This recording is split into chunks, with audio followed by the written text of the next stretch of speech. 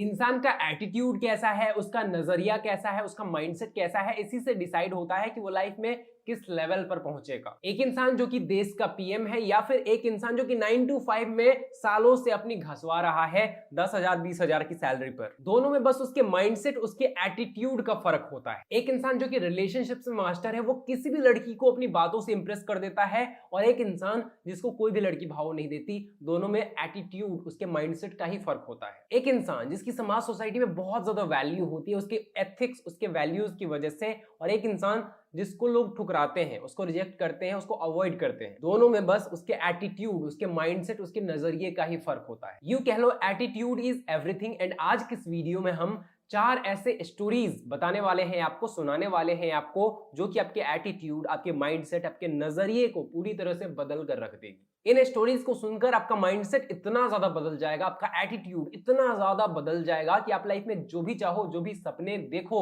वो सब आप अचीव कर सकते। सो नंबर 1 कहानी है शार्क फिश की। बेसिकली साइंटिस्ट द्वारा एक एक्सपेरिमेंट कंडक्ट किया गया। सो साइंटिस्ट ने क्या किया, एक लार्ज सा टैंक बनाया जिसमें एक शार्क को रख दिया एंड बहुत सारी मछलियों को छोड़ दिया।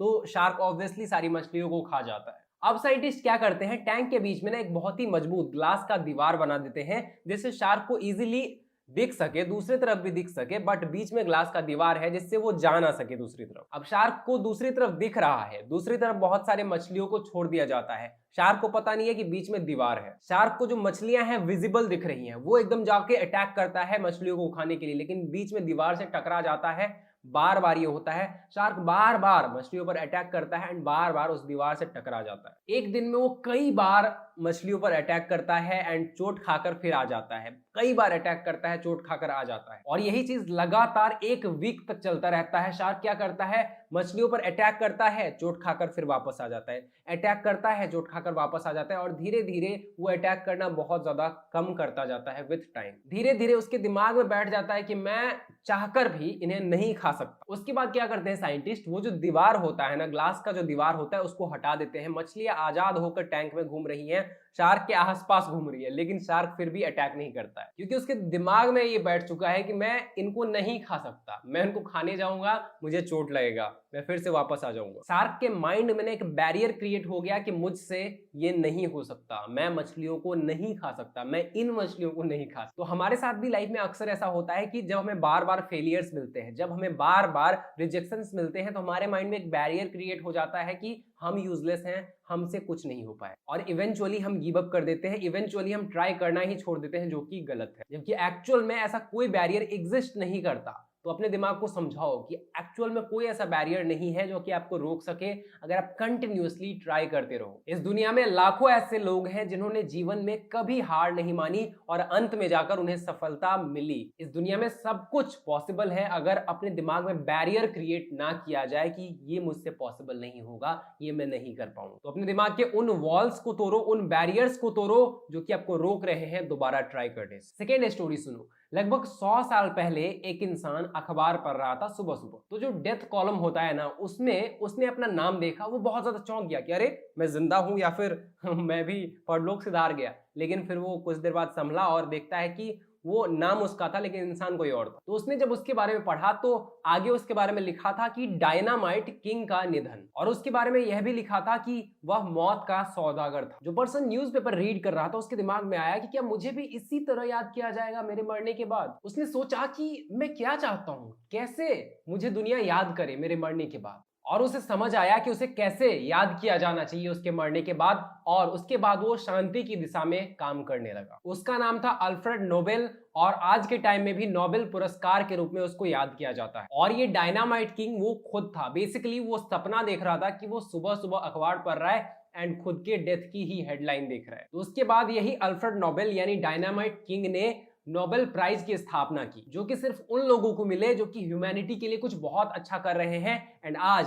उनको नोबेल प्राइज से याद किया जाता है। कि आपने खुद से क्वेश्चन पूछा है कि अगर आप मर जाते हो तो आपको दुनिया कैसे याद करे? बहुत बड़ा क्वेश्चन है, सोचना जरूर और उसी हिसाब से कर्म करना शुरू करना जिंदगी में। थर्ड स्टोरी, एक विलेज था जिसमें दो दोस्त रहते थे एंड वो हमेशा सोचते रहते थे एक पेड़ के छांव में बैठकर कि भाई हमें बेसिकली क्या करना चाहिए अपने लाइफ में। हमेशा सोचते रहते थे कि क्या करना है। फिर उन्होंने देखा कि उनके गांव में ना पानी नहीं आता और तालाब बहुत दूर है। गांव की जो महिलाएं हैं उनको दिन में बार बार तालाब के पास जाना पड़ता है पानी भरने के लिए, क्योंकि परिवार बड़ा है, पानी की खपत बहुत ज्यादा है। तो उन्होंने पूरे गांव वाले से बात किया कि आपके पानी की जितनी नीड है हम पूरा करेंगे, लेकिन एक मटका पानी भरने के लिए, भर के लाने के लिए हम 25 पैसा चार्ज करेंगे। मतलब होम डिलीवरी सर्विस, आप आराम से घर में बैठो, हम जाकर भर के लाएंगे, 25 पैसा चार्ज करेंगे। गांव वाले मान गए और एक दिन में ये दोनों मिलके 200-300 बार चले जाते थे। तो गांव वालों की ना पानी की प्रॉब्लम सॉल्व हो गई एंड कुछ ही दिनों में ये लोग देखते देखते बहुत ज्यादा अमीर बन गए, क्योंकि ये लोग बहुत अच्छा खासा पैसा कमाने लगे उससे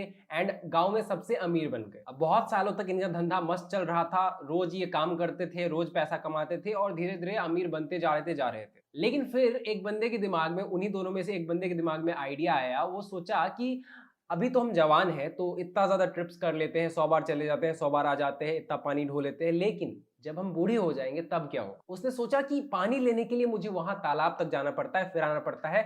कुछ ऐसा दिमाग लगाया जाए कि पानी खुद मेरे घर पर आ जाए, ठीक है, मतलब पानी ऑटोमेटिकली मेरे घर पर आ जाए एंड मैं लोगों को यहाँ से पानी सर्व कर सकूं। एक दिन वो गांव से गुजर रहा था, उसने देखा सुराही। सुराही का क्या होता है, गर्दन बहुत बड़ा होता है पाइप की तरह। वहां से उसके दिमाग में पाइप सिस्टम का आइडिया है। तो उसके दिमाग में आया कि अगर हम मिट्टी का बड़ा सा पाइप बनाकर तालाब से पानी अपने घर पर लाएं और वहां से सर्व करें तो कैसा हो। तो उसके पार्टनर ने बोला ये पॉसिबल नहीं है, मिट्टी से पाइप बनाना पॉसिबल नहीं है। उसका पार्टनर नहीं बना और वो उससे अलग हो गया। पार्ट टाइम वो काम भी करता, साथ में पाइप बनाने पर लगा रहा, कुछ मिस्त्री कुछ कारीगर के साथ। बार बार पाइप टूट जाते, फेल हो जाते, इसका पैसा डूब जाता, लेकिन ये हमेशा लगा रहा। 6 महीने की मेहनत के बाद इसने ऐसा पाइप बना लिया कि तालाब से ये घर तक पानी ले आया। अब इसने क्या किया, जहां एक मटका का ये 25 पैसे लेता था पहले, अब ये 10 पैसे लेने लगा, जिससे जो इसका पार्टनर था उसका बिजनेस खत्म हो गया। क्योंकि जहां 10 पैसे में मुझे मटकी मिल रही है, मैं 25 पैसा क्यों दूं। इसके पास बहुत पैसे आने लगे, इनकम का फ्लो पूरी तरह से बढ़ गया, जबकि दूसरा फ्रेंड जॉबलेस हो गया। जब इसने बोला था पाइप लगाने को तो इसके फ्रेंड के पास ना 1000 रीजंस थे उसको नहीं करने के, जबकि इसके पास एक रीजन था, ये करना चाहता था, ट्राई करना चाहता था। तो फेल होने से कभी मत डरो,